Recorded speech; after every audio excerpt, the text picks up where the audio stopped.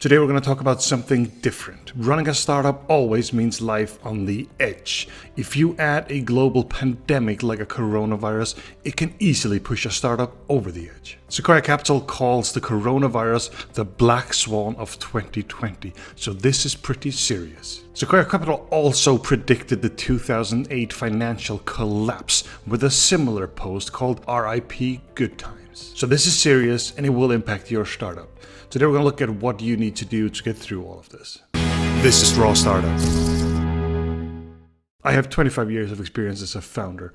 I saw the dot-com bust of 2001. I saw the financial collapse of 2008. I saw what it did to startups and learned a lot from it. Over the past 10 years, we've built Vivino to the largest wine app and community in the world with over 42 million users. We have over 140 employees in 15 countries and have to deal with this. We've had employees quarantined. We've had 2 markets, Hong Kong and Italy, hit hard. So we've had to deal with the coronavirus. We've learned a lot already, and I want to give you some tips on how to get through these difficult times. I'll talk about what you need to do in the short term, but stay all the way because we're also going to look at how this impacts you in the long term and how you secure the long-term survival of your startup. First and foremost, we have to remember that this is serious. People are losing their loved ones, and our first priority should always be safety. Yes, we think our startups are very, very important. But think about it. All we do at Vivino is help people drink better wine. We are not curing cancer. We are not saving people out of burning buildings. So keep that in mind. No startup is more important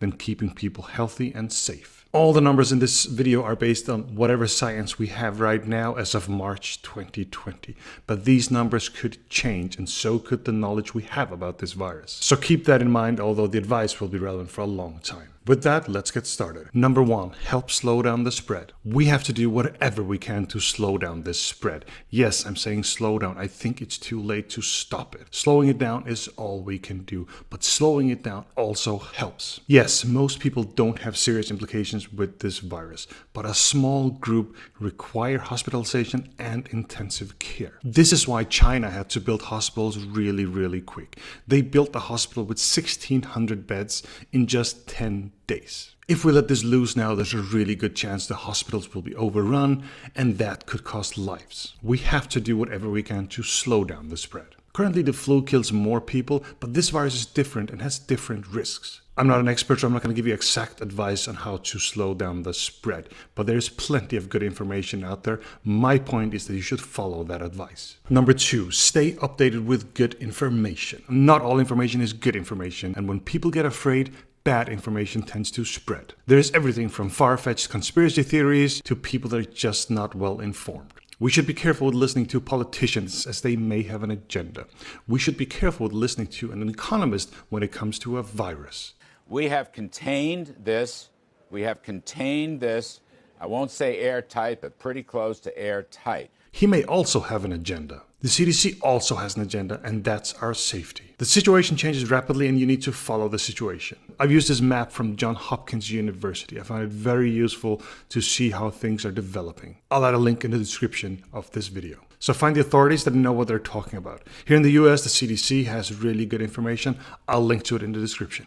Number 3, make a plan, communicate it, and keep updating it. We don't want to create a panic, but we have to deal with the situation as it is. Make a good, balanced policy. Keep it simple and short. Don't try and cover your ass. Help people actually fight the coronavirus. I'm not going to tell you exactly what to do as the situation develops all the time, but any policy should cover this as a minimum. Hygiene directions, work from home, travel, meetings, visitors. At Vivino, we pretty early said that any travel is a personal choice. Nobody would be asked or pressured to travel anywhere if they don't want to. We also looked at high-risk areas if people were traveling to and from high-risk areas. For instance, if somebody came from a high-risk area, we would not want them in the office for at least a couple of weeks. We also did some general direction on personal hygiene. There's usually levels in a policy like this. You start with very few restrictions, but as the situation develops, it becomes more and more strict. So make a plan, communicate it, and keep it updated. Number 4, find out if you're a winner or a loser. Okay, we're now getting to the business side of this. The fact of the matter is that not everyone will be hit equally. It will vary a lot. In any crisis like this, there will be winners and losers. So it's very important to start figuring out, are you a winner or a loser? And how will this crisis hit you? Anyone in the travel industry is hit hard right now. It's difficult to see now if it's short term or long term. But take cruise lines, for instance. They're very, very hard hit. In the short term, we don't know the impact in the long term. On the other side, we have winners. Take the communication company Zoom. They're doing incredibly well as people travel less and meet less. They'll need some kind of tool like Zoom to help them do that. Whereas the rest of the stock market has been in free fall due to the coronavirus, Zoom has been doing really well since it all started. Those are the extremes, and most of us are somewhere in the middle. Potential problems here could be general slowdown in business, but it could also be supply problems. Maybe you have stuff that's being made in China and it's just not being made right now. What I recommend is that you sit down and look at how this could impact your business in a negative and a positive way.